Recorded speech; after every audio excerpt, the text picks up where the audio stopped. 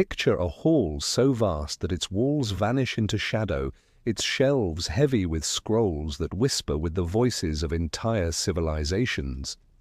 Dust drifts in beams of sunlight, and the silence is alive, as if thousands of minds are waiting to be awakened. This is how many imagine the Library of Alexandria, not simply as a building, but as a temple of knowledge, a sanctuary of wisdom gathered from every corner of the world. The library has become more than a memory, it is a symbol, a place where the ambition of kings met the genius of scholars, where dreams of capturing all human thought under one roof were turned into fragile papyrus and ink. And yet it is also remembered as the greatest tragedy of learning, a treasure trove that was consumed by flame, scattered by war, and silenced by time. To speak of the Library of Alexandria is to speak of what humanity once aspired to be. It was not only a collection of scrolls, but a vision of eternity, an attempt to hold the universe in words, to preserve the discoveries of medicine, the maps of distant seas, the mysteries of the stars, and the songs of forgotten poets. It was the greatest archive of what we had been and what we could become. But its story is not only about knowledge preserved, it is also about knowledge denied. For when the library was lost, so too were futures that might have changed the course of history. The fire did not simply consume scrolls, it consumed possibilities, inventions, cures, and philosophies that may have set humanity on a very different path. What was destroyed was not just the past, but perhaps centuries of progress. The library has become a legend precisely because it remains unknown. We cannot step inside its halls, but we can feel its weight in the silence it left behind.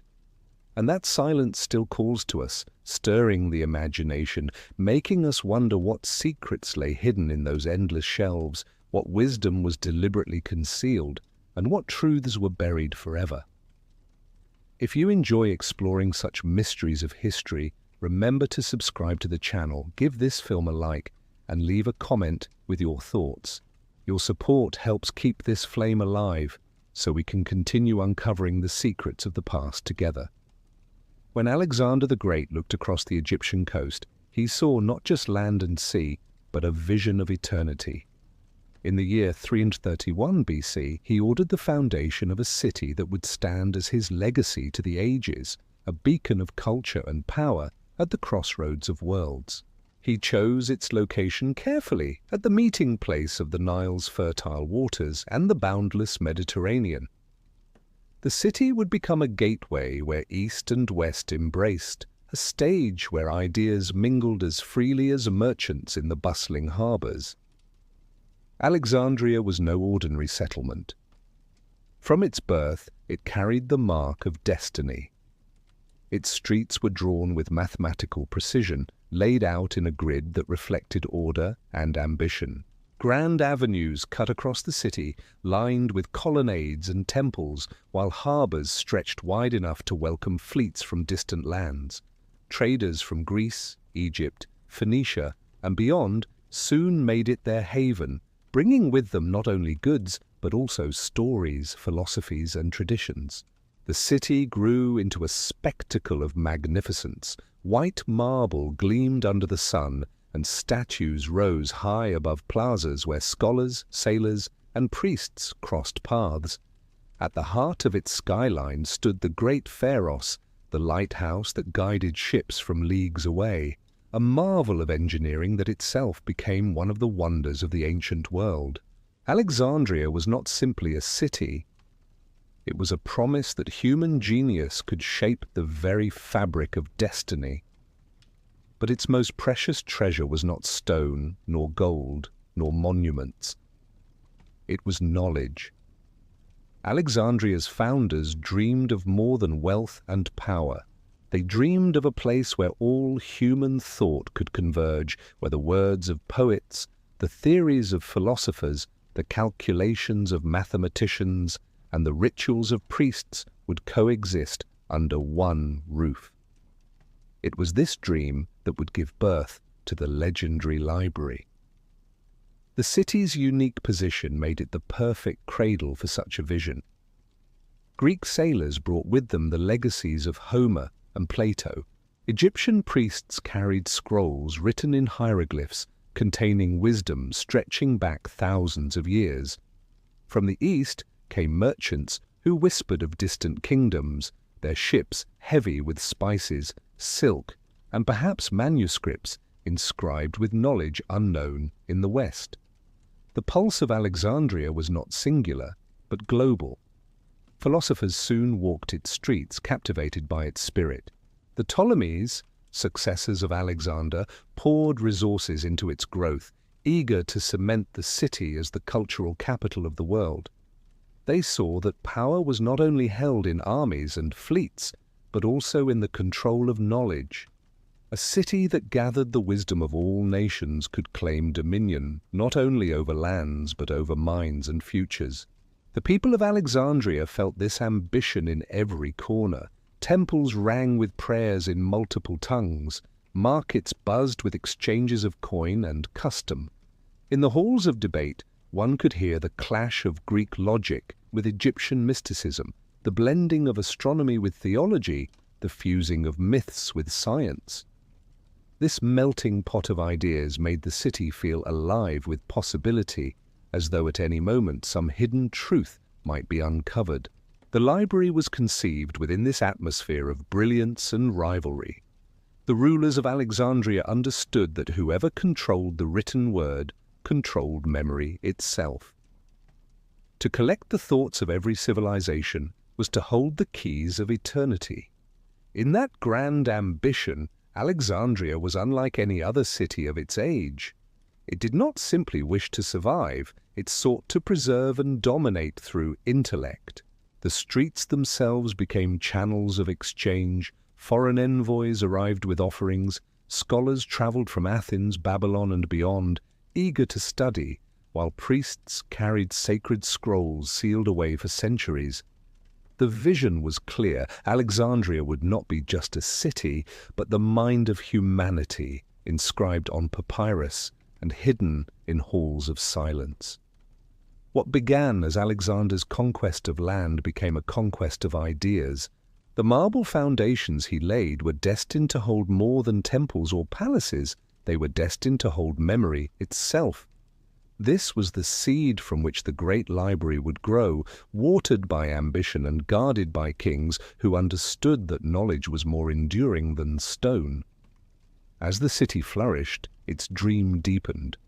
The Ptolemies took up Alexander's torch and pushed the vision further, creating not just a city of light, but a sanctuary where the brilliance of all nations would be gathered together. To grasp the magnitude of their ambition, one must step into their vision of a library without limits. When Alexander died, his empire fractured, but his dream did not perish. Ptolemy I, one of his generals and the first ruler of Egypt's Ptolemaic dynasty, inherited the foundation of Alexandria. Where Alexander had envisioned power through conquest, Ptolemy saw a different weapon, the conquest of knowledge. He imagined a library so vast that it would contain every piece of writing ever created by human hands. His vision was audacious. It was not enough to gather Greek works alone. He wanted texts from Persia, India, Mesopotamia, Egypt, and lands even farther away. He instructed his officials to seize every opportunity to acquire manuscripts. No ship could dock at Alexandria without first surrendering its scrolls. These would be copied by scribes with extraordinary precision, the originals stored in the library, and the duplicates returned to their owners. Travelers came with goods, but left with their wisdom carefully preserved within the city's walls. The harbor itself became a funnel of memory. Cargo ships carried silks, spices, and grains, but they also carried fragments of civilizations.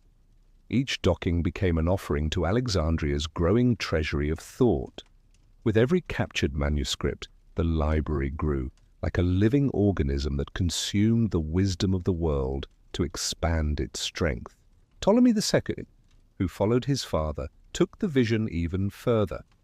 He sought not only texts, but also the scholars who could interpret them. He invited philosophers, mathematicians, doctors, and poets from across the Mediterranean, offering them stipends, housing, and the prestige of working in the greatest intellectual hub the world had ever known. These men became both collectors and interpreters, ensuring that the scrolls were not merely stored, but studied, debated, and copied into Greek. The rules were relentless. Every traveler, every merchant, every scholar who set foot in Alexandria was compelled to contribute. Imagine the frustration of a poet who guarded his verses closely, only to see them copied into the archives by royal decree. Yet for the Ptolemies this was the essence of their dream. Nothing written should escape the grasp of Alexandria. The world itself was a text, and the library its endless archive. Whispers tell of entire expeditions sent out with one purpose: to acquire manuscripts. Agents scoured temples in Egypt, markets in Babylon, academies in Athens, and perhaps even sanctuaries in India. Gold was offered freely, but so too was force when persuasion failed. Knowledge was not merely gathered, it was hunted, pursued like a treasure that no price was too high to secure. Within Alexandria, scrolls piled higher and higher. The collection swelled to numbers beyond comprehension, perhaps hundreds of thousands. Imagine corridors stretching endlessly, shelves groaning under the weight of papyrus, the air thick with the scent of ink and parchment. Each scroll represented not just words, but entire worlds, histories, sciences, myths, and secrets that could change the course of nations. This was no mere library, it was a fortress of memory. Its walls held not soldiers but scribes, its weapons were not swords but ink, and its power lay in the simple truth that whoever commanded knowledge commanded the world. The Ptolemies knew this well. For them, Alexandria was not only the jewel of Egypt, but the crown of the human mind. Scholars debated in its halls, translating foreign texts into Greek, weaving the scattered voices of the world into a language that could be shared across nations. It was as though humanity's thoughts were being gathered into a single great tapestry, threads pulled from every culture and woven into one grand design. The ambition was endless. Some whispered that the Ptolemies even sought the wisdom of the gods, raiding temples for sacred writings and mysteries never meant to be shared. Others believed they sought to preserve not just the knowledge of the present, but also fragments of civilizations long gone, whose voices survived only in fragile scrolls waiting to crumble into dust. Yet no matter how vast the dream, it required hands, minds, and guardians to bring it to life. The library did not build itself. It was shaped and protected by men whose lives were devoted to memory, scribes and scholars who became the unseen architects of history. Behind the grandeur of the Ptolemies stood men whose names are often forgotten, yet without them, the dream of Alexandria would never have taken form. They were not kings or conquerors, but scribes, priests, philosophers, and curators whose labor gave life to shelves that seemed endless and to scrolls that seemed infinite. One of the first was Demetrius of Phaleron, an Athenian scholar and statesman exiled to Egypt. Gifted with a sharp mind and a passion for learning, he became an advisor to Ptolemy the Wise. It was Demetrius who shaped the vision into practical form, organizing the acquisition of texts, guiding the structure of the library, and setting in motion the idea of a universal archive. He saw the library not only as a treasury of knowledge, but also as a living institution, a place where scholars could dwell and exchange ideas freely. Demetrius was followed by others, each leaving their mark. Callimachus, a poet and scholar, compiled the Great Pinnaces, a catalogue said to contain hundreds of thousands of entries. It was the first attempt at organizing the knowledge of the world, a monumental task that transformed chaos into order. Imagine the challenge, countless scrolls arriving daily, in different languages and scripts, each needing classification. Without the work of Callimachus and others like him, the library might have collapsed under its own weight. The scribes were the lifeblood of this institution. Day and night they bent over papyrus, copying, translating, annotating. Their hands preserved what might have vanished. Their ink turned fragile words into immortality. Many of them remain nameless, their identities lost even as their work shaped the legacy of humanity. Yet they were the true architects of memory, the guardians who ensured that no voice, no matter how distant, would be forgotten. Priests also played their role. From the ancient temples of Egypt, they brought sacred writings, rituals, and hymns that stretched back thousands of years. To them, the library was not merely a Greek endeavor, but also a vessel for their own ancestral knowledge. The chants of gods and the secrets of the Nile found their place beside Greek philosophy and Babylonian astronomy, creating a collection that united myth and reason, science and faith. The scholars who lived within the library formed a community unlike any other. They dined together, debated endlessly, and devoted themselves entirely to study. For them, Alexandria was not just a workplace, but a sanctuary. Some dedicated their lives to medicine, dissecting animals and studying anatomy in search of cures. Others gazed at the stars from the city's observatories, mapping the heavens with unprecedented precision. The library was not silent. It rang with the murmur of voices, the scratching of pens, the rhythm of human curiosity. They were gatekeepers as much as they were guardians. Access to certain scrolls may have been restricted, their contents deemed too sacred or too dangerous for common eyes. This gave the curators a quiet power. By deciding what could be read and what must remain hidden, they shaped not only the past, but also the future. The library became both a gift and a fortress, offering wisdom while concealing mysteries. Legends whisper that some among them discovered knowledge that was startling, perhaps even perilous. Did they hide it away, burying it beneath layers of secrecy? Did they fear what might happen if such power were unleashed? The curators of Alexandria walked a thin line between preservation and control, between serving truth and guarding it too closely. What united them all was the belief that memory must not die. The library was more than stone walls and shelves. It was a living organism, and they were its caretakers. Every scroll copied, every catalogue entry written, every translation made was another stitch in the fabric of humanity's collective mind. Yet their work, however monumental, was fragile. Papyrus could crumble, ink could fade, and fire could consume everything in an instant. Perhaps they knew that their task was a race against time, a desperate attempt to seize eternity before the winds of history swept it away. The architects of memory built a sanctuary where the thoughts of nations stood side by side, but what filled those scrolls was something even greater. They were not simply words, but secrets of life, death, the stars, and the unknown. What did those shelves truly contain?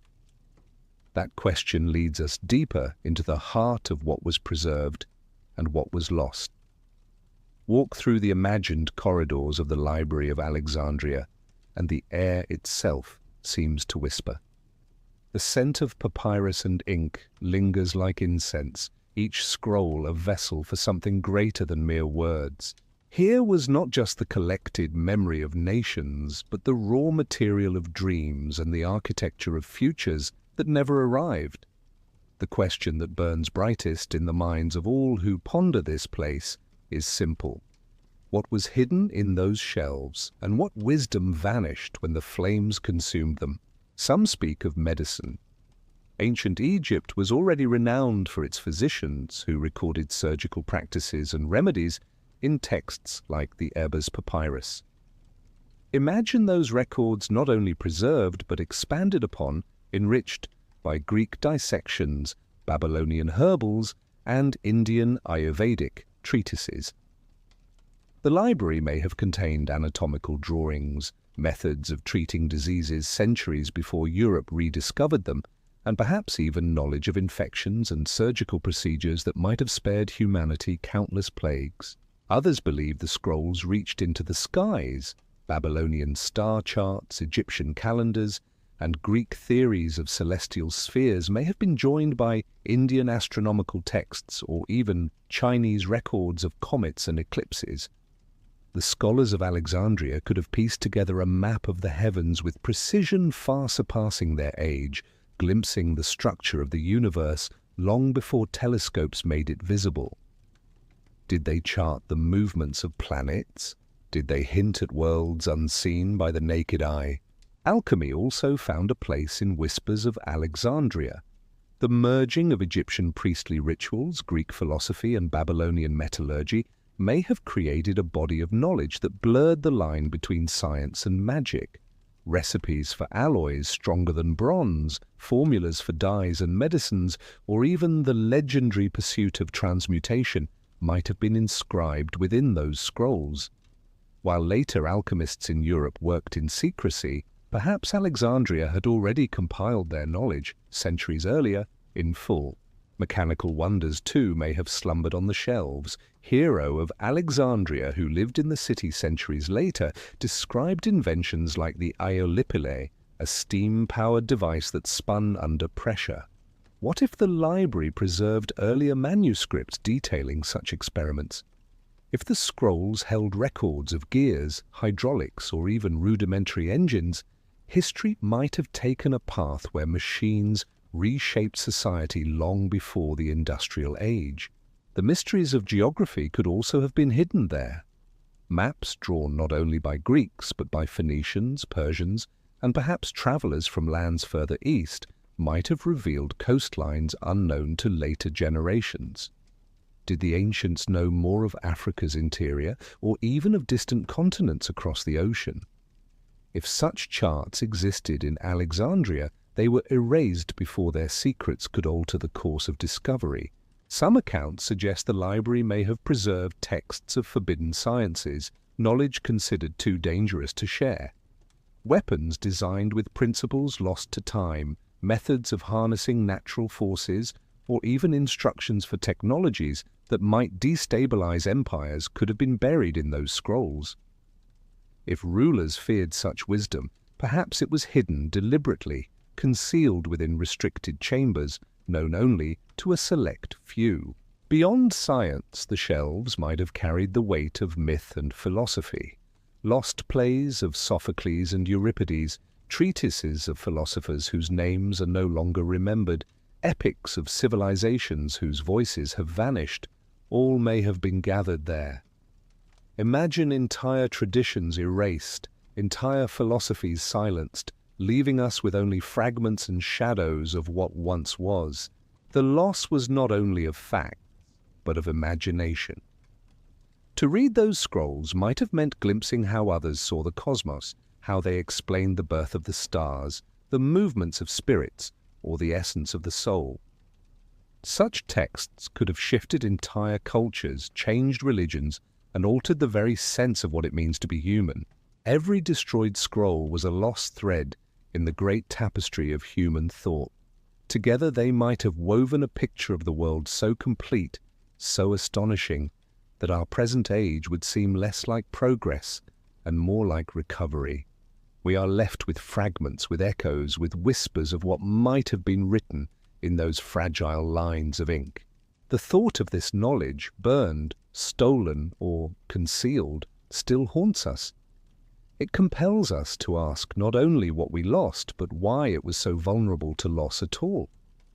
And to answer this, one must look beyond the main library itself, for Alexandria had another sanctuary of memory, one that stood in the shadow of temples and gods. While the great library has become a legend, it was not the only vault of knowledge in Alexandria. Rising above the city stood the Serapeum, a magnificent temple dedicated to the god Serapis, a deity born from the blending of Greek and Egyptian beliefs. Within its towering halls, beside statues and altars, another collection of scrolls was kept, often referred to as the daughter library. The Serapeum was not a simple religious site. It was both a sanctuary and a fortress, built to impress and to endure. The Ptolemies had woven Greek and Egyptian traditions into a new faith, and Serapis was its embodiment, a god who united worlds, a bridge between cultures. Housing texts within his temple symbolized more than storage. It was a declaration that knowledge itself was sacred, watched over by divine presence. Unlike the main library, which lay close to the palace and catered to royal scholars, the Serapeum may have served as a more public repository. Priests oversaw its scrolls, and pilgrims who entered the temple may have been allowed glimpses of its wisdom. In this way, knowledge extended beyond kings and philosophers, reaching the hands of those who sought divine or intellectual guidance. Accounts suggest that the daughter library may have held tens of thousands of scrolls. Some were likely duplicates from the main collection, but others may have been unique, particularly those tied to Egyptian religion and rituals. Hymns, myths, and sacred writings could have rested here, side by side with Greek philosophy and foreign texts. It was as if the Serapeum carried the echo of the main library, but with a voice all its own. The Serapeum also represented survival. When the Great Library suffered its first great wound during Caesar's siege, many believe some texts were preserved by being moved into this temple. The scrolls sheltered beneath Serapis's gaze may have kept alive fragments of wisdom that otherwise would have perished in flame. The daughter library became both a shadow and a refuge. Its location on the Rakotis hill gave it an imposing presence, visible to much of the city. To walk its steps was to feel the weight of both faith and intellect, a union of worship and study.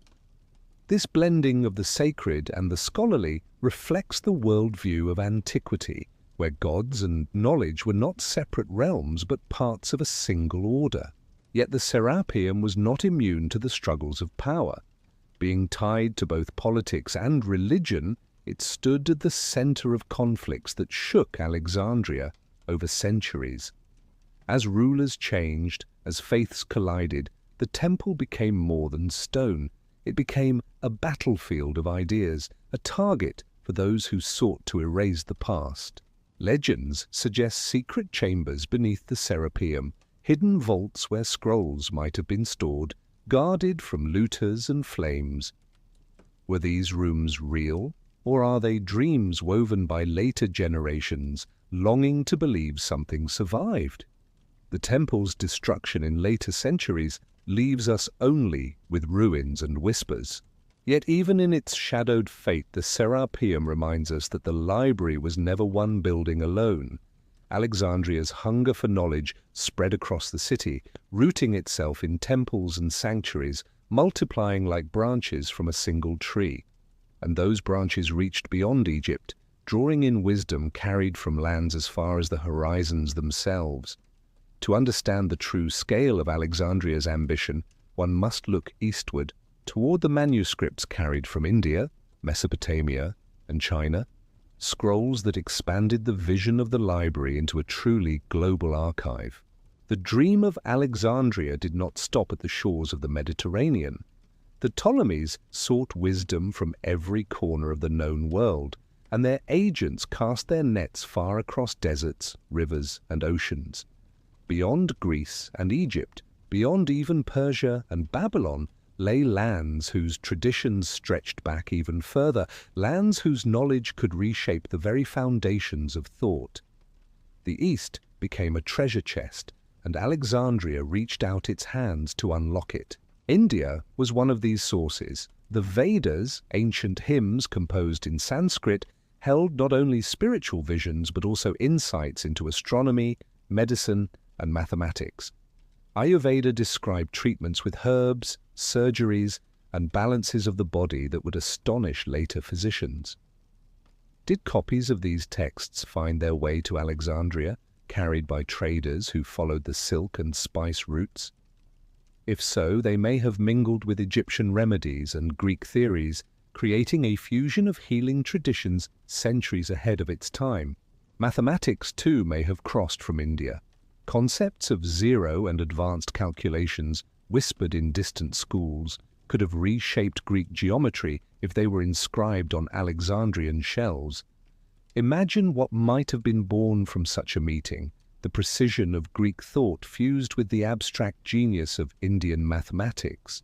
From Mesopotamia came another stream of treasures. The Babylonians had charted the heavens with remarkable accuracy, recording eclipses, planetary movements, and patterns that stretched across centuries. Their clay tablets held an astronomical legacy unparalleled in the ancient world. If these records were recopied into papyrus within Alexandria, they would have armed scholars with centuries of data, allowing them to predict celestial events with near certainty. Babylonian texts also carried myths, epics, and cosmologies that spoke of creation, floods, and gods locked in eternal struggle. Such writings could have inspired new interpretations among Alexandrian philosophers, merging mythology with inquiry, faith with reason. They may even have sown the seeds of ideas that later found their way into the philosophies of late antiquity and beyond. From China, the possibilities are even more tantalizing. Records of early technologies, papermaking, compasses, and mechanical inventions could have reached Alexandria long before they appeared in Europe.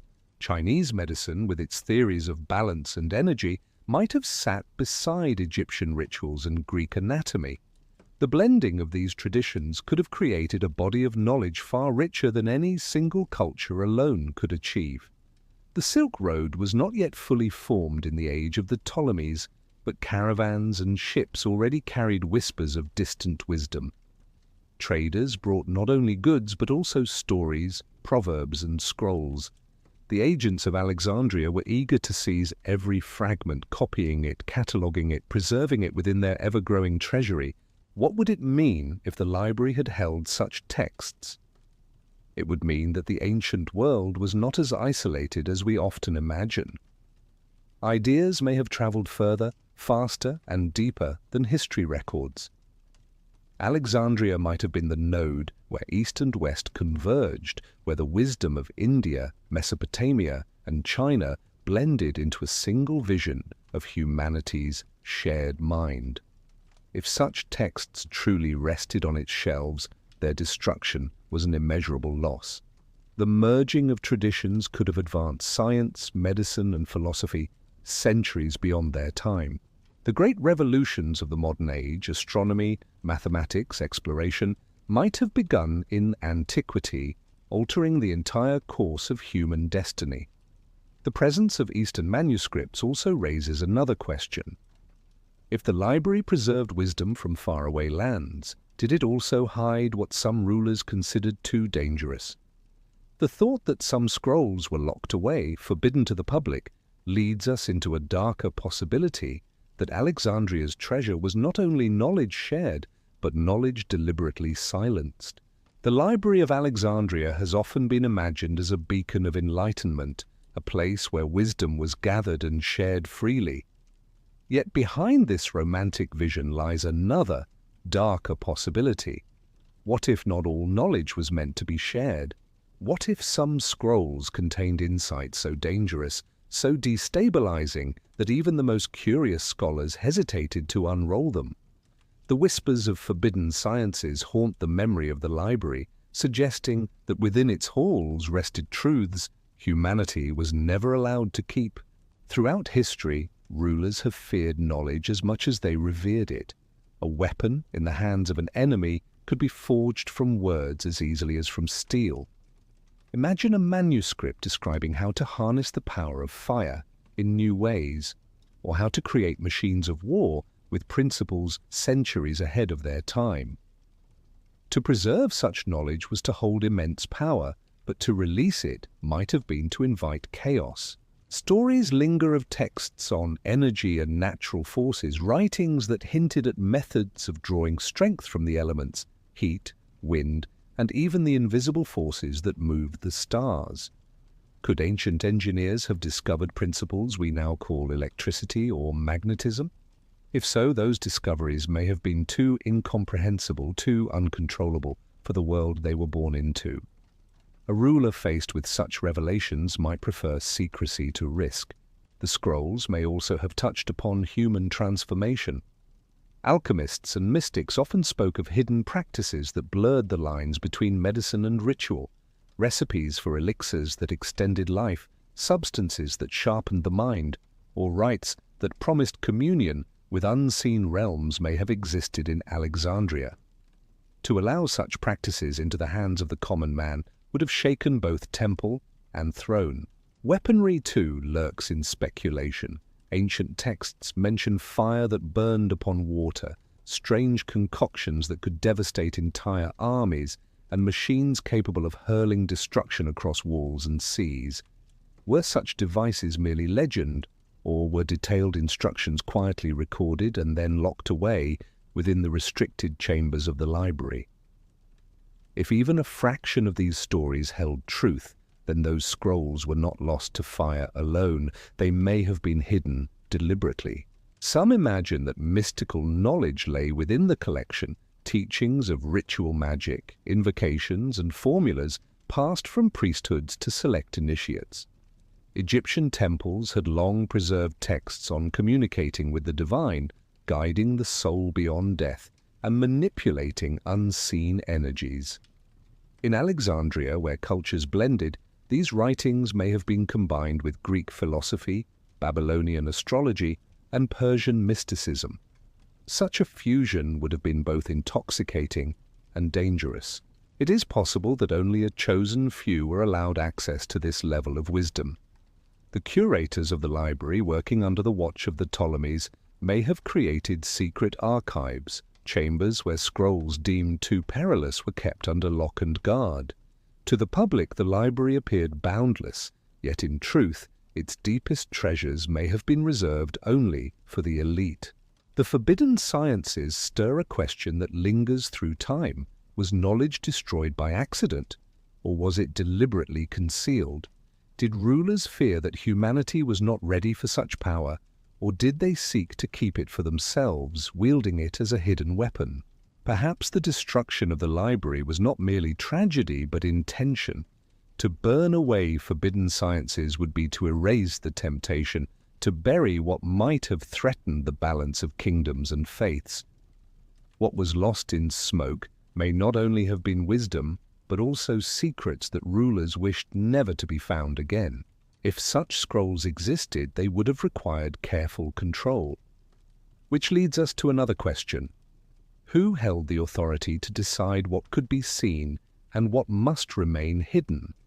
The answer lies not in the scrolls themselves, but in the silent hands of those who guarded them. Every collection of wisdom, no matter how vast, requires guardians. In Alexandria, these guardians were more than mere librarians. They were curators, priests, and rulers who acted not only as protectors of the scrolls, but also as gatekeepers of what humanity was allowed to know. The library was not an open hall for every wanderer. It was a fortress of intellect, and its doors did not swing freely. Access to the shelves was likely a privilege granted only to those deemed worthy. Scholars of reputation, envoys trusted by rulers, and priests with the right initiations may have been welcomed into its chambers. But for the majority, the wisdom remained locked behind walls, hidden from eyes unworthy or unprepared to grasp it. Knowledge was power, and power could not be surrendered lightly. The Ptolemies themselves played a decisive role. They did not see the library as a neutral ground for study, but as an instrument of influence. By controlling who could enter, what could be studied, and which translations were made, they ensured that the library served not only curiosity but also their reign. To possess knowledge was to control the present, and to withhold it was to shape the future. Priests, too, stood among the keepers of silence. They carried with them ancient traditions, rituals, and sacred texts inherited from generations long before Alexandria rose from the sands. To them, certain scrolls were not mere writings, but vessels of divine power. Such texts could not be allowed into the hands of the uninitiated. Secrecy was both protection and devotion, ensuring that the sacred remained untarnished. the scholars themselves may have exercised discretion. As translators and cataloguers, they encountered works from distant lands and sometimes recognized the weight of what they read. A mathematician might stumble upon a principle beyond his time, or a physician might see a method that could alter the practice of healing forever.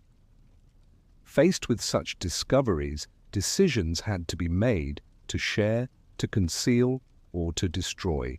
Legends suggest that within the library there were inner chambers, rooms not marked on ordinary catalogues, where the most sensitive works were kept.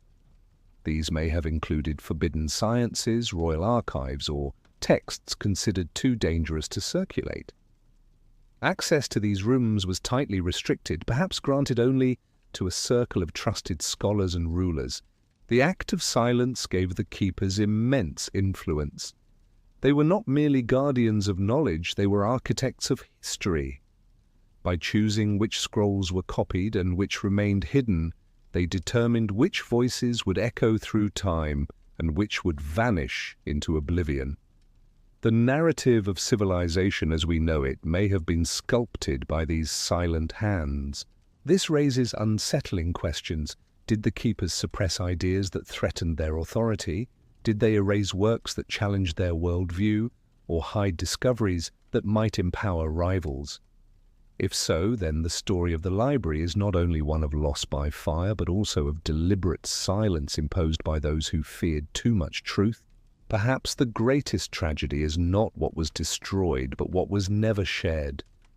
The library may have held treasures that could have transformed humanity, yet remained hidden in secret vaults known only to a select few who took their silence to the grave. That silence, however, was not eternal, for eventually the library faced not only the control of rulers and priests, but also the violence of history itself. The first great fire did not come from secrecy, but from war, when flames swept through Alexandria during the siege of Julius Caesar. The year was 48 BC, and Alexandria found itself caught in the storm of Roman ambition. Julius Caesar had come to Egypt, entangled in both war and politics, his armies clashing with those loyal to the Ptolemies.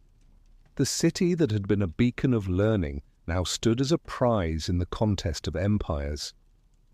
It was during this struggle that the first great tragedy of the library unfolded. Caesar's forces, pressed by Egyptian ships, set fire to the docks. Flames leapt from wooden vessels, spreading through warehouses and into the city itself. The fire raged beyond control, consuming not only supplies and markets, but also the surrounding districts. It is said that the flames spread toward the library, devouring scrolls stored near the harbor. Thousands of manuscripts, painstakingly gathered over centuries, may have been reduced to ash in a matter of hours. Historians debate the extent of the destruction. Some believe only scrolls stored near the docks perished, while the main library itself survived. Others insist that this was the moment when the heart of Alexandria's dream was broken, its shelves collapsing into smoke. Whatever the truth, the fire marked the beginning of centuries of loss, the first blow in a series of tragedies that would haunt the library forever. For Caesar, the fire was a tactical decision, a weapon of war with unintended consequences. He could not have foreseen, or perhaps did not care, what lay in the path of the flames. The library was not his prize, survival and victory were. Yet the smoke that rose into the sky carried more than timber and papyrus. It carried fragments of human thought, dreams that would never return. Imagine scholars watching helplessly as the flames devoured their work, the words of poets, the calculations of astronomers, the cures of physicians. Each scroll was unique, each one irreplaceable, and yet they crumbled into ash with terrifying ease. The fragility of knowledge was revealed in those hours, showing how quickly centuries of preservation could be undone by a single act of violence. Some accounts claim that Cleopatra, Caesar's lover and ally, tried to preserve what remained. It is said that she later gave Caesar access to scrolls from the Pergamon library to restore Alexandria's losses. Whether truth or legend, such stories suggest that even then the value of the library was recognized as beyond measure. But was the fire truly an accident of war? Some have speculated otherwise. To cripple Egypt's cultural dominance, to weaken the Ptolemies' hold on knowledge, destroying the library may have served Rome's ambitions. By erasing Alexandria's intellectual advantage, Caesar ensured that Rome would emerge not only as a power of armies, but as the new center of learning. The fire of 48 BC left scars that never healed. Even if the main collection survived, the loss of manuscripts was staggering, a reminder that knowledge, however vast, was always fragile. What began as conquest had turned into cultural catastrophe, and yet this was only the beginning, for the library would not fall once, but many times. War, politics, and faith would continue to gnaw at its walls, each destruction carrying with it another wave of silence. The first flames were only the spark of a tragedy that would burn for centuries. The fire of Caesar was only the beginning. The great Library of Alexandria, whether wounded or merely scarred in that moment, did not vanish in a single night. Its decline was a slow unraveling, stretched across centuries, each disaster stripping away another layer of its vast memory. It was as if history itself conspired to silence the voices held within those scrolls, again and again, until little remained but legend. Civil strife within Alexandria became one of the library's greatest enemies. The city was a jewel coveted by many, and its streets became battlegrounds more than once. Riots shook the marble foundations, fires broke out, and palaces fell to looters. In such chaos, delicate papyrus had little chance of survival. A library may resist time if carefully preserved, but it cannot endure the rage of men and the violence of conquest. The Roman emperors who ruled Egypt after Caesar's time were not always careful stewards of its treasures. Some may have valued the library, others may have ignored it, seeing in it no advantage for empire. Centuries passed, and with each conflict, more scrolls vanished, whether to flame, theft, or simple neglect. The slow erosion was no less devastating than a sudden blaze. The Emperor Aurelian's campaign in the 3rd century was one such moment. Fighting to reclaim Alexandria from Queen Zenobia of Palmyra, his armies battered the city. Districts were destroyed, including the Bruchion, the very quarter where the library is believed to have stood. If the main collection had survived until then, it likely suffered grievously in this assault. The city's intellectual heart was once again caught in the furnace of war. Later, during the struggles between pagans and Christians, Alexandria became a theatre of ideological conflict. The Serapeum, the daughter library, was assaulted by Christian mobs in the 4th century, its treasures scattered or burned. What had survived earlier centuries found itself vulnerable once again, crushed under the weight of shifting faiths and powers. Each wave of violence was like a tide that receded, leaving fewer scrolls behind. This repeated destruction forces us to ask, why was knowledge always among the first casualties of turmoil? Perhaps because it symbolized more than ink and parchment. It represented authority, heritage, and identity. To destroy a library was to wound a culture's soul, to assert dominance not just over land but over memory. Armies may conquer cities, but to erase a library was to conquer time itself. The fate of Alexandria's collection was not always destruction by flame. Scrolls may have been carried off as trophies, sold in markets, or allowed to rot through neglect. Papyrus is fragile, and without constant care, even the finest text crumbles to dust. It is possible that much of the library's wealth was lost, not in spectacular fires, but quietly, as centuries passed and guardians turned their gaze elsewhere. This slow death is perhaps the cruelest of all, for a blaze, however tragic, is at least swift. Neglect is a betrayal stretched over generations, a silence that grows heavier each year. To imagine scrolls lying forgotten in corners, their ink fading, their words unread, is to see knowledge not destroyed, but abandoned. Yet even as the library suffered blow after blow, Alexandria itself remained a city of learning for centuries. Philosophers still gathered, debates still echoed, and fragments of the old glory still lived on in scholars who remembered, copied, and carried knowledge elsewhere. The library may have been wounded beyond repair, but its spirit lingered in pieces, scattered across the world. By the time the Christian era began to rise, the library was no longer whole. What remained was vulnerable to a new kind of conflict, not between empires, but between worldviews. The clash between pagan traditions and the rising force of Christianity would strike the library's remnants with perhaps the most decisive wound of all.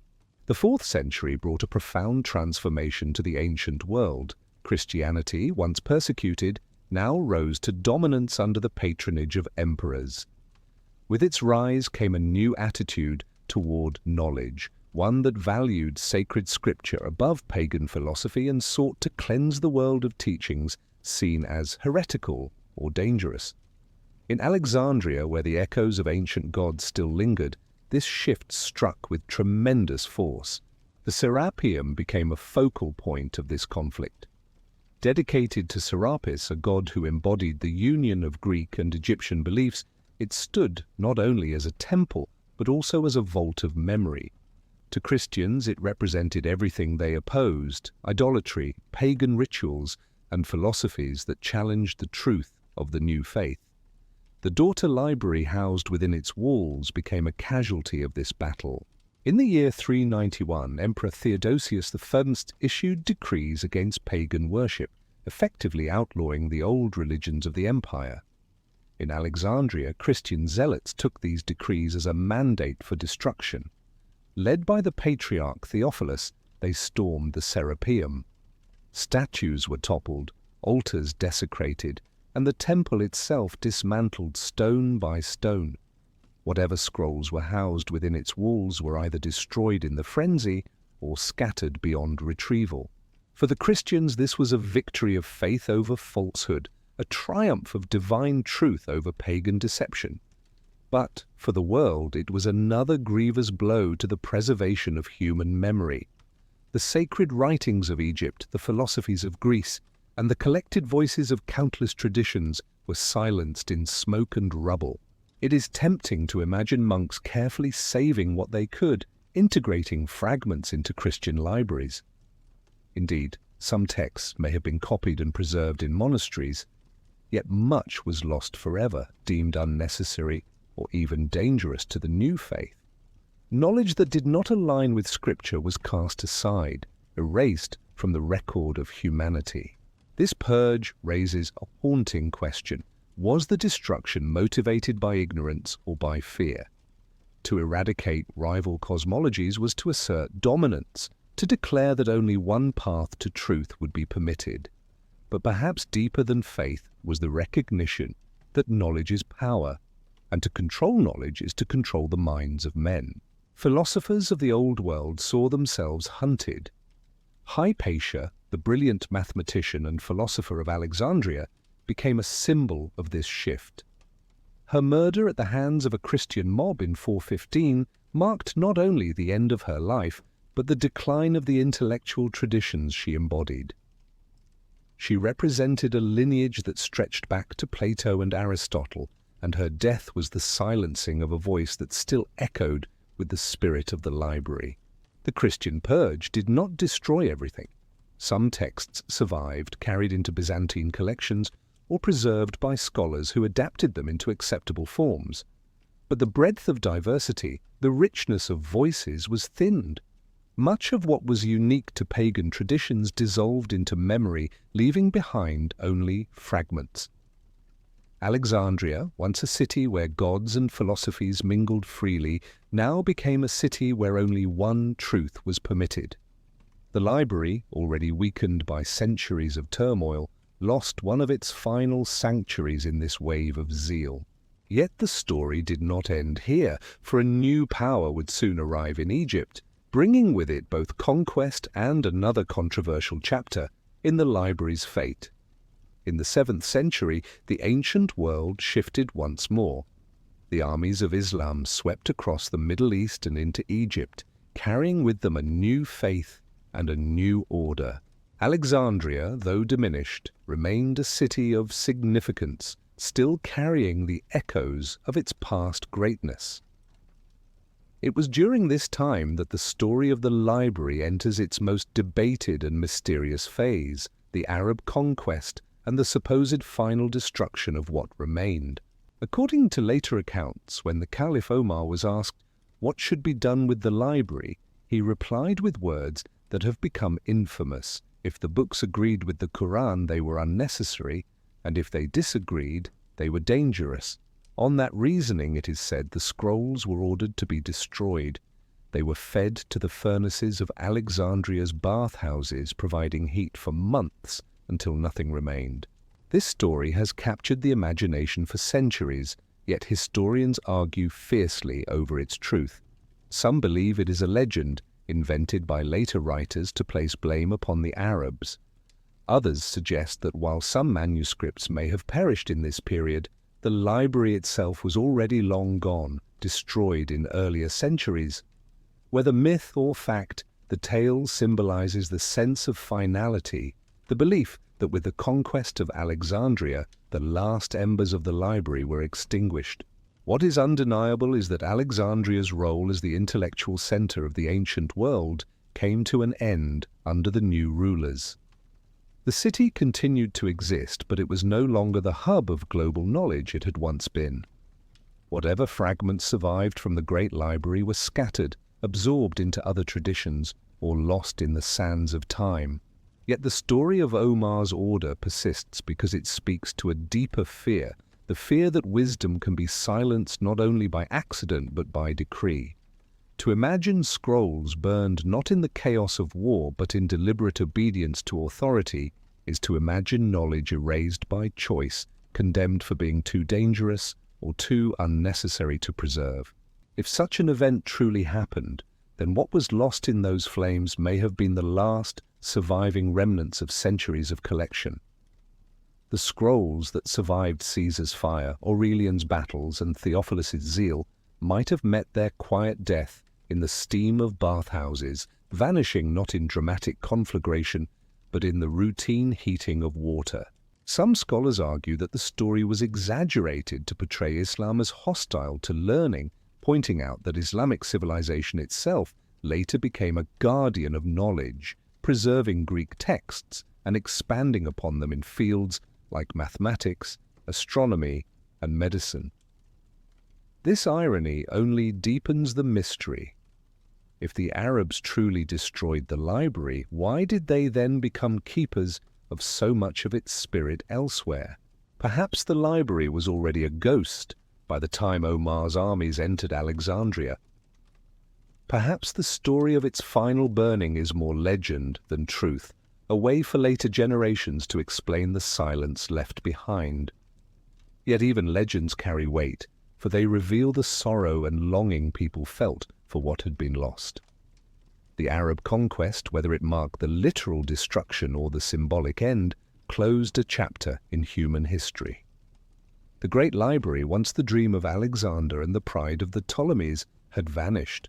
What remained were ashes, whispers, and scattered fragments carried into other lands.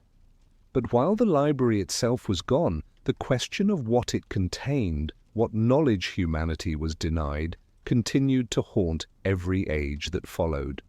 The ruins of the Library of Alexandria do not merely suggest the loss of philosophy and poetry, but the disappearance of knowledge that might have transformed civilization itself. Within those vanished scrolls, many believe, lay descriptions of technologies centuries, perhaps millennia, ahead of their time. If true, the burning of Alexandria was not only a cultural tragedy, but the silencing of entire revolutions before they could be born. Consider the Aeolipile, a simple steam engine described by Hero of Alexandria centuries after the library's peak.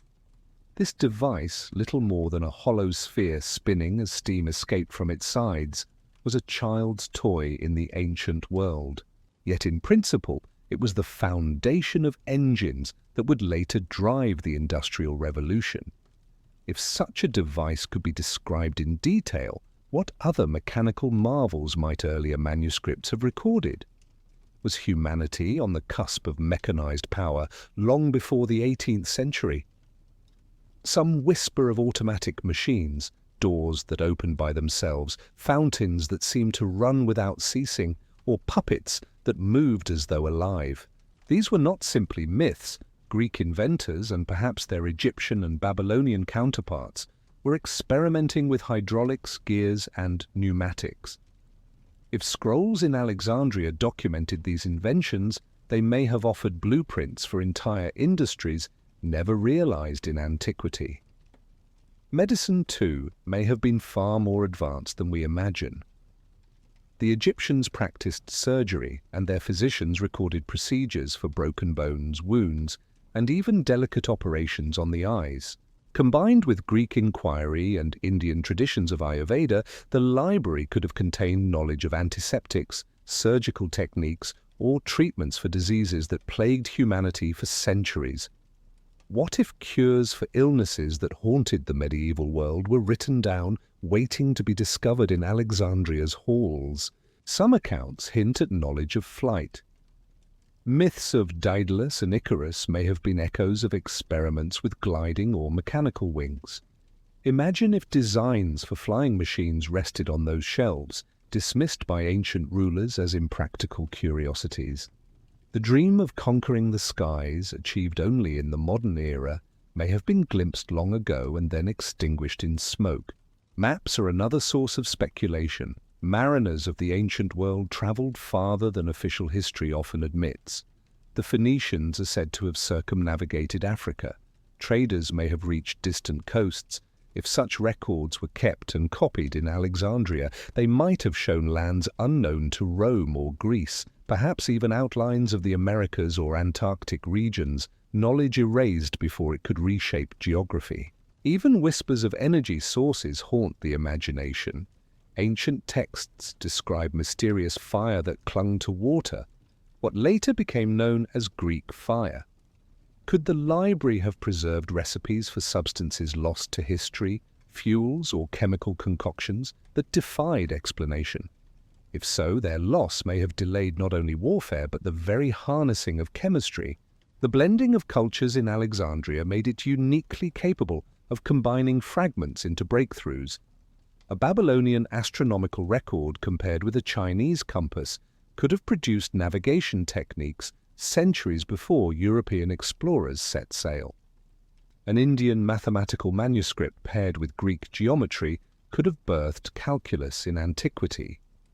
Each lost scroll represents not just knowledge, but potential synthesis, the spark of innovation that comes when worlds collide. What was lost was not just inventions themselves, but the chance for humanity to advance along entirely different paths. Imagine steam engines driving ships across the Mediterranean in the time of Caesar, or physicians in the 1st century understanding contagion. Imagine maps revealing continents across the ocean long before Columbus. The world we know might have been unrecognizably different. These speculations may never be proven, yet they persist because they remind us of what knowledge represents, not simply curiosity, but the power to alter destiny. The lost technologies of Alexandria echo as shadows, teasing us with what might have been. And nowhere does this speculation grow stronger than in the question of ancient maps, cartographies that may have rewritten the known world. Among the most tantalizing whispers of Alexandria's lost treasures are the maps said to have lain hidden in its shelves. To the ancients, cartography was more than science, it was power. To chart the world was to control it, to open trade routes, plan conquests, and understand one's place in the cosmos. If the Library of Alexandria truly gathered every text it could, then it may have held maps far beyond the accepted boundaries of the ancient world. The Greeks already possessed remarkable geographic knowledge. Eratosthenes, who lived and worked in Alexandria itself, famously calculated the circumference of the Earth with astonishing accuracy, using only shadows and mathematics. His work proves that the ancients knew the Earth was a sphere centuries before myths of a flat world took root in medieval lore. But what if Eratosthenes and his contemporaries had access to maps carried from distant lands? The Phoenicians, master sailors of the Mediterranean, are said to have circumnavigated Africa as early as the 6th century BC. If records of such voyages were preserved, the library may have held outlines of coasts stretching far beyond Greek knowledge. These maps could have given Alexandria a vision of geography centuries ahead of Rome and perhaps even ahead of modern Europe. Speculation reaches further still. Some believe that manuscripts in the library might have included records of lands across the Atlantic. Legends of islands beyond the Western Sea circulated in many cultures, from the Greek Atlantis to Celtic myths of far-off shores. Could Phoenician or Carthaginian traders have reached parts of the Americas, leaving behind records that Alexandria preserved? If so, those scrolls vanished before they could rewrite history. Antarctica, too, lies at the heart of speculation. The controversial Piri Reis map of the 16th century, which some claim shows an ice-free Antarctic coastline, raises questions of older sources. Was it possible that Alexandrian maps preserved knowledge of southern lands recorded by sailors long forgotten? Though unproven, the very possibility suggests that our understanding of ancient exploration may be incomplete. Maps from the East may also have enriched the collection. Chinese charts of rivers, mountains, and coasts could have reached Alexandria through traders. Indian navigational techniques, using stars and winds, might have been copied into Greek. If so, the library's shelves may have offered the first truly global vision of the Earth, a tapestry woven from every culture's perspective. But maps are not only lines on parchment. They represent ways of thinking about the world. Babylonian star maps recorded the heavens, linking constellations with earthly events. Egyptian religious cartographies mapped the underworld, charting the soul's journey after death. To combine these visions with Greek rational geography would have created not only physical maps but philosophical ones, uniting cosmos and Earth in a single framework. The destruction of such works left humanity to rediscover the world slowly, piece by piece, across millennia. Voyages of exploration that astonished Europe in the 15th and 16th centuries might have been old knowledge, lost to fire and silence. The great age of discovery could have dawned in antiquity had those scrolls survived. Maps are among the most dangerous forms of knowledge, for they reveal not just what exists, but what can be claimed. To hold a map is to see the invisible, to know what lies beyond the horizon. If Alexandria's rulers did indeed guard maps of distant lands, it is no wonder they were kept under tight control. To release them might have altered the balance of empires. What remains are fragments, legends of maps that no longer exist, and the haunting sense that humanity once glimpsed more of its world than it remembers. The library's lost charts leave us wandering in speculation, yearning to know if our ancestors had already reached beyond the limits we assign to them. And if they preserved maps of Earth, perhaps they also preserved instructions on transforming its materials, secrets of alchemy and metallurgy that promised to change not only where we traveled, but what we could create. Among the most mysterious scrolls said to have rested in Alexandria were those devoted to alchemy, the art of transformation. Today the word conjures images of magicians hunched over crucibles, searching for ways to turn lead into gold. Yet alchemy was more than fantasy. It was the ancestor of chemistry, metallurgy, and medicine, a discipline that combined practical experimentation with mystical philosophy. If the library contained the collected alchemical writings of the ancient world, then within its halls lay the earliest blueprints of science itself. Egypt was already a land steeped in alchemical tradition. Its priests had long experimented with dyes, glass, and metals, wrapping these practices in religious symbolism. To them, transformation of matter mirrored transformation of the soul. Gold was not merely a metal, but the flesh of the gods, uncorrupted and eternal. Their formulas, inscribed on temple walls or papyrus, may have entered the Alexandrian collection, preserved alongside Greek philosophy. The Greeks themselves had begun exploring the principles of matter. Philosophers debated whether the world was built from 4 elements, earth, air, fire, and water, or from smaller, indivisible atoms. To combine these inquiries with Egyptian practice was to create a fertile ground for experimentation. Alchemical scrolls in Alexandria may have described alloys stronger than bronze, methods of refining metals, or the crafting of colored glass and precious stones. Medicine was bound tightly to alchemy. Recipes for healing potions, treatments with minerals, and the blending of herbs with metals could have been recorded in detail. From India came Ayurvedic traditions describing balance within the body. From Babylon came knowledge of plants and minerals. To merge these with Egyptian and Greek practices might have produced cures centuries before their rediscovery. Legends speak of the philosopher's stone, a substance said to grant immortality or transmute metals. Whether real or symbolic, it reflects the pursuit of alchemists to uncover hidden laws of nature. If such texts existed in Alexandria, they may not have contained magical stones, but rather insights into chemical reactions, acids, or distillations unknown to later centuries.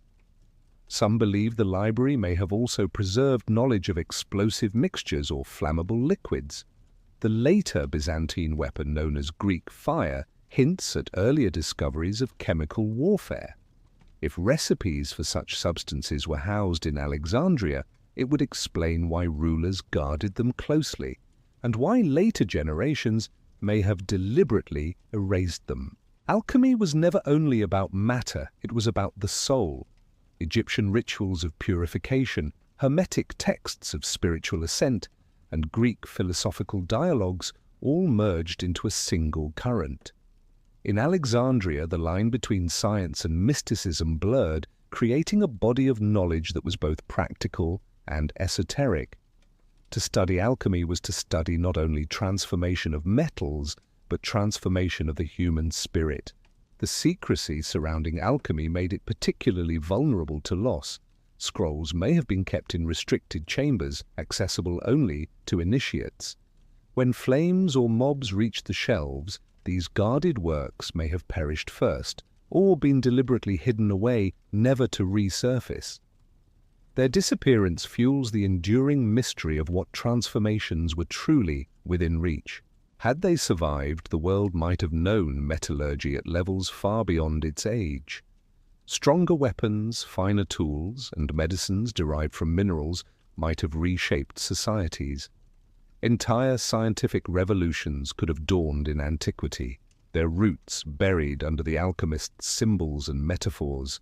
The loss of these manuscripts leaves us with fragments scattered through later Hermetic and medieval traditions, whispers of a knowledge once greater.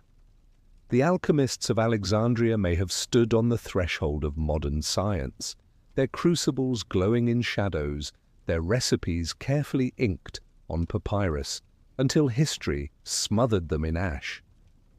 When one imagines the shelves of the Library of Alexandria, it is tempting to see only works of science, philosophy, and history.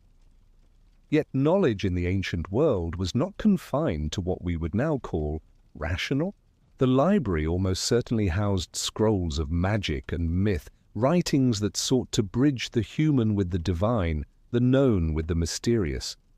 To lose them was to silence voices that claimed to hold the very language of the gods. Egyptian priesthoods had long preserved ritual texts, chants, and spells inscribed in hieroglyphs.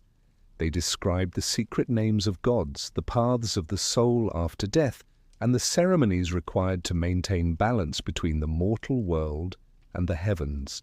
These texts were not meant for common eyes, but for initiates trained for years in the sanctuaries of temples.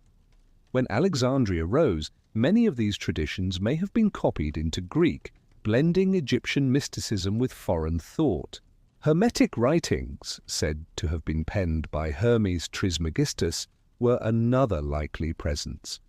These texts combined philosophy with esoteric wisdom, speaking of the unity of the cosmos, the divine spark within man, and the hidden correspondences between the stars and earthly life. Later centuries would regard them as cornerstones of mystical philosophy, but perhaps their earliest forms lived on papyrus within Alexandria's walls. Greek traditions brought their own magic, Orphic hymns, Pythagorean teachings of numbers as mystical forces, and even spells inscribed on tablets were part of the Hellenic world. In the library, these would have mingled with Babylonian incantations and Persian Zoroastrian prayers, creating a treasury of spiritual practices that blurred cultural boundaries. Astrology, too, would have been well represented. The Babylonians had mastered celestial prediction, and their star charts were among the most sophisticated of antiquity. In Alexandria, these records may have been combined with Egyptian and Greek theories, producing a cosmic map where human fate was tied directly to the heavens. To study such scrolls was to believe one could read destiny itself. Magic and medicine often overlapped. Rituals invoking divine names might be paired with herbal remedies, creating a body of work where healing was both spiritual and physical. Did these scrolls contain forgotten cures? Did they record chants believed to summon protection, or potions meant to extend life? To the ancients, such practices were not superstition, but part of the same quest for understanding the hidden laws of existence. Some whisper that forbidden rituals lay hidden here as well, instructions for summoning spirits, formulas for binding unseen forces, or rites intended to manipulate fate. If such texts existed, their secrecy would have been paramount. Perhaps only a handful of priests and scholars ever laid eyes upon them.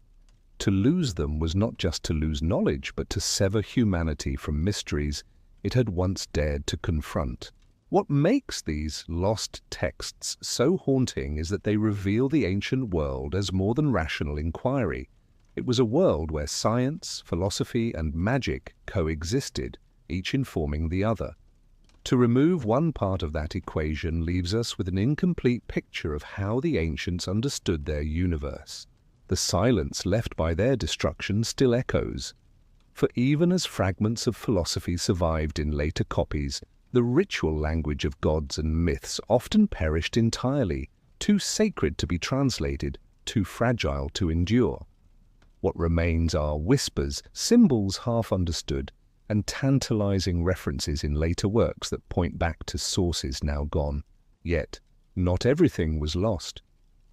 Some pieces of the library's spirit survived, carried across continents, hidden in other collections that preserved echoes of Alexandria's flame. To trace these fragments is to see how the dream of the library, though wounded, refused to die completely. Though the flames of Alexandria consumed countless scrolls, not all knowledge was lost forever. Some manuscripts escaped, carried by scholars, copied into new collections, or absorbed into other cultures. The dream of gathering the world's wisdom was too great to vanish entirely, and fragments of it found new life in libraries far from Egypt's shores.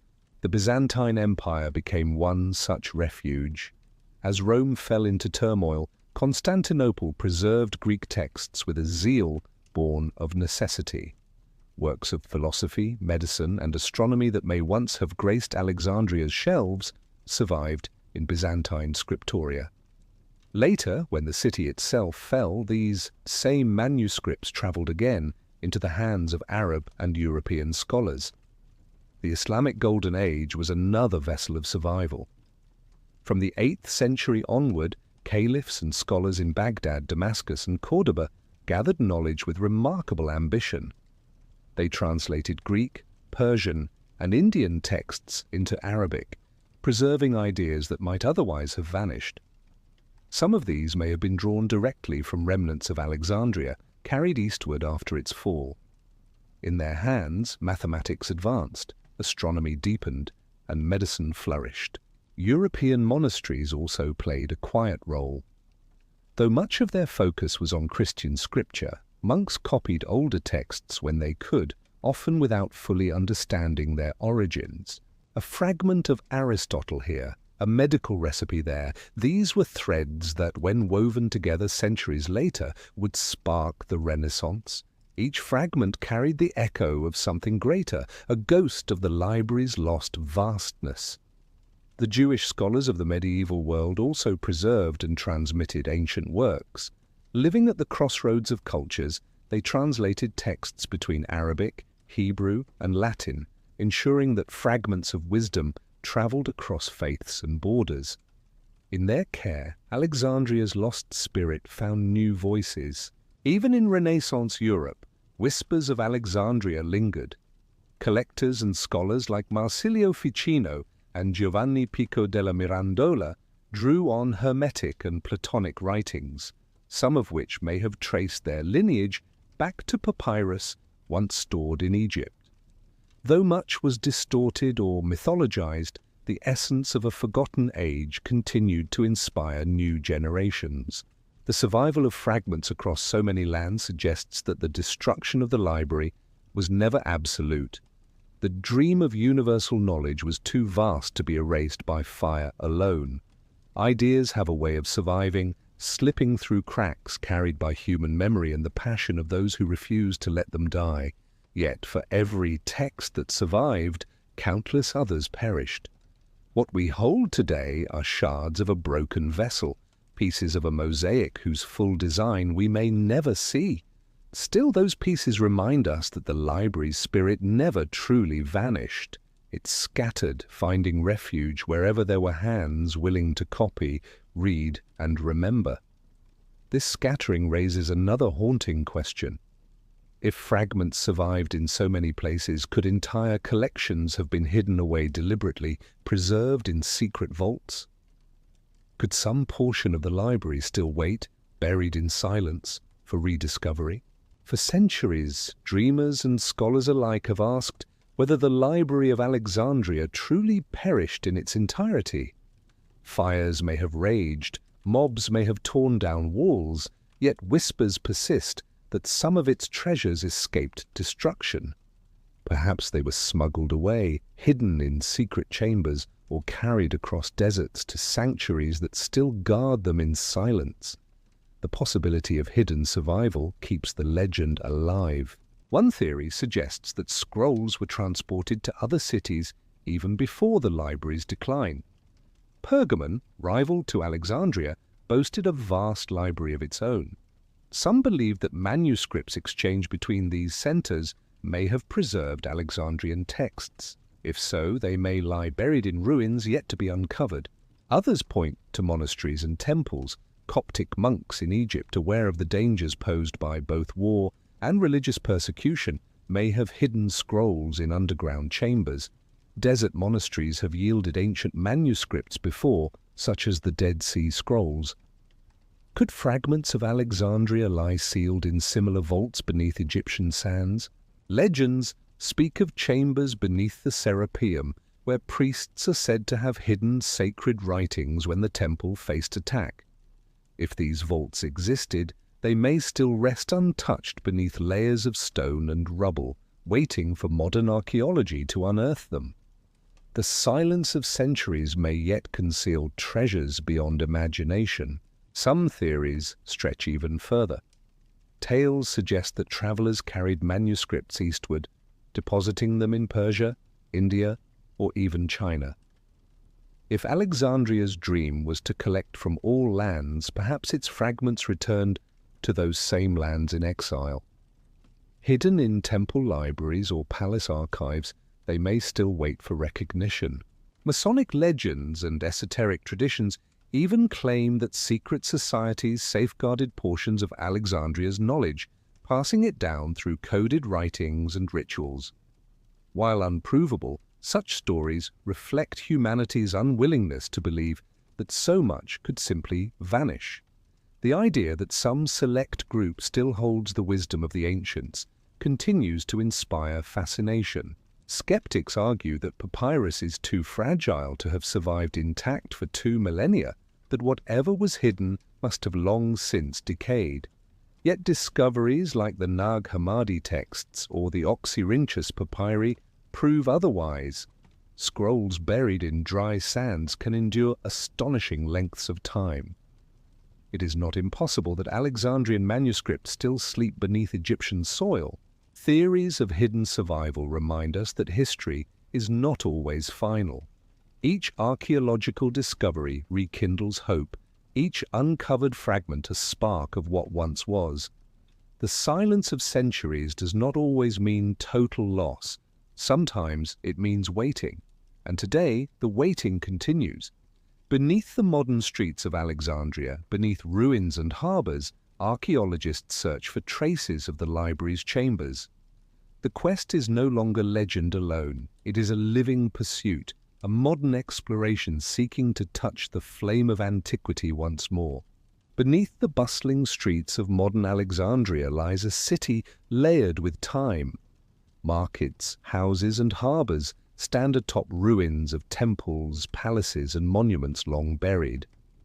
Somewhere under this weight of history, many believe, may rest the remnants of the greatest library the world has ever known. The search for it has become one of archaeology's most tantalizing quests. Explorations in the 20th and 21st centuries have uncovered promising signs. Submerged structures in Alexandria's harbor hint at grand buildings lost to earthquakes and floods. Among the ruins lie columns, statues, and fragments that suggest entire quarters of the ancient city lie hidden beneath the sea. Could the library, or at least parts of it, have sunk into the waters during one of the great quakes that shook the region? Archaeologists have also turned their gaze inland. Beneath the district once known as the Bruchion, where the library is thought to have stood, excavations have revealed layers of ancient walls and chambers. Some speculate these could be connected to the library or to the museum, the scholarly complex that surrounded it. Yet the modern city above makes digging difficult, leaving many mysteries buried. Discoveries of papyri across Egypt feed the hope of finding more. The Oxyrhynchus papyri, unearthed in a forgotten rubbish heap, revealed thousands of fragments of ancient texts, from plays to gospels. If such treasures could survive in trash heaps, how much more might remain hidden in sealed chambers or vaults beneath Alexandria itself? The Serapeum also continues to draw attention. Archaeologists exploring its ruins have uncovered underground galleries, once filled with sacred artifacts.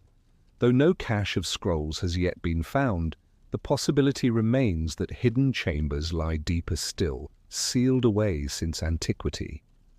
Each new exploration carries the dream of stumbling upon a room filled with papyrus untouched by centuries. Technology has joined the search. Ground-penetrating radar, sonar mapping, and advanced imaging techniques allow researchers to see beneath the earth and sea without disturbing them. These tools are gradually peeling back the layers of Alexandria's secrets, offering glimpses of structures that may one day reveal more. The modern quest is not merely about discovery, it is about restoration. The Bibliotheca Alexandrina, a modern library built near the ancient site, stands as a symbolic rebirth of the dream. With millions of books and digital archives, it seeks to revive the spirit of universal knowledge. Yet even within its walls, the shadow of the lost library lingers, reminding visitors of what has not yet been found. What drives this search is not only archaeology but longing. The idea that scrolls may still rest beneath sand or sea captures the imagination of scholars and dreamers alike. Each fragment found, each inscription uncovered, is a reminder that the past is never truly gone. It waits in silence, asking to be heard again. The quest for the library is also a quest for ourselves. To recover even a portion of its contents would be to rewrite history, to reawaken voices silenced for 2 millennia.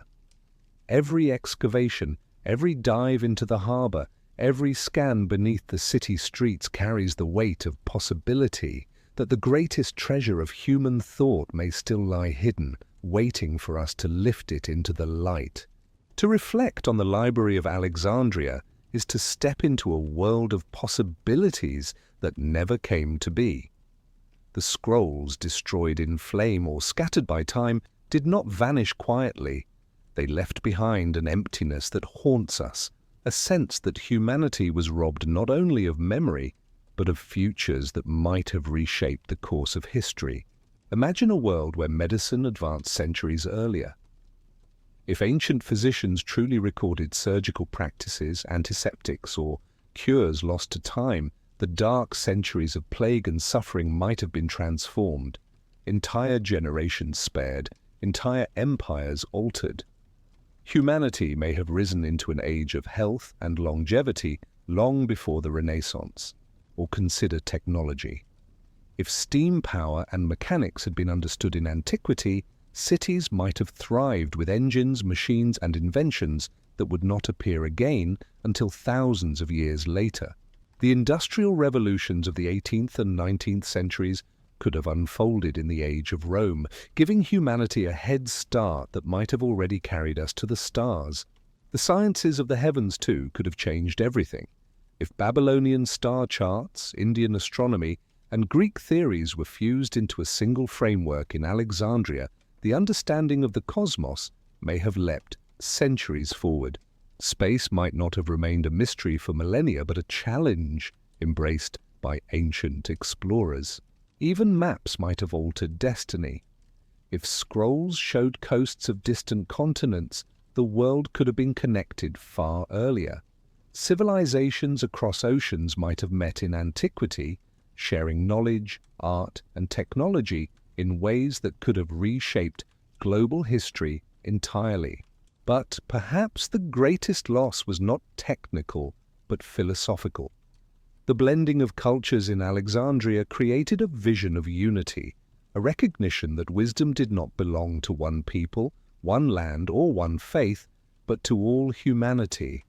Had that spirit endured, perhaps the divisions of history, the wars of ideology and creed, might have been softened by a shared treasury of human thought. Instead, the world entered ages of silence. Knowledge was fragmented, preserved in shards, rediscovered slowly, painfully, often at the cost of lives.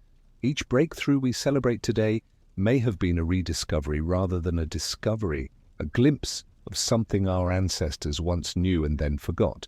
The tragedy of Alexandria reminds us that knowledge is fragile, vulnerable not only to flame, but to neglect, fear, and the hunger for control.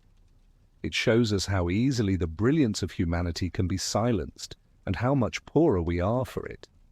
Yet it also stirs something powerful, the longing to recover, to seek, to build again what was lost. The library's destruction was not the end of curiosity. It became a warning and an inspiration. Though its shelves turned to ash, the idea of gathering all knowledge into one place lived on, in monasteries, in Baghdad's House of Wisdom, in Renaissance collections, and in modern libraries that now span the globe. And perhaps this is the greatest truth of all. Though the flames denied us one future, they could not extinguish the human drive to imagine, to question, and to search. What was lost may never be fully restored, but the dream of Alexandria, the dream of knowledge without borders, still burns in us today. The Library of Alexandria may be gone, its shelves reduced to silence, but the fire that kindled it has never truly died. Across the ages, men and women have pursued the same dream, an unending quest to gather knowledge, to uncover what is hidden, to illuminate the shadows of ignorance. Each time a fragment is found, each time a forgotten manuscript is restored, the spirit of Alexandria flickers back to life. Its story is both tragedy and inspiration. tragedy because we can only imagine what vanished, futures that might have been brighter, longer, greater than the one we inherited. Inspiration because even in loss, humanity refused to surrender. The library reminds us that wisdom can be denied, but never destroyed completely. It will always resurface, carried by those who dare to preserve and share it. Today, as we build vast digital archives, as we explore the stars, and as we peer deeper into the mysteries of life, we continue the journey begun in those halls of papyrus and ink. The fire that consumed the library was a wound, but also a challenge, a reminder that knowledge is both fragile and eternal, fragile in form, eternal in spirit. The Library of Alexandria belongs to the past, yet its dream belongs to the future. As long as humanity hungers for truth, its flame will never fade. It lives on in every book, every question, every search for meaning, whispering to us across centuries that knowledge is not only survival, but destiny. If you felt the weight of this journey, if the mysteries of the Library of Alexandria spoke to you, then let its spirit live on. Subscribe to the channel to stay with us on more explorations of hidden histories. Give this film a like to help its flames spread further. Leave a comment with your thoughts and questions, and share this story with those you love.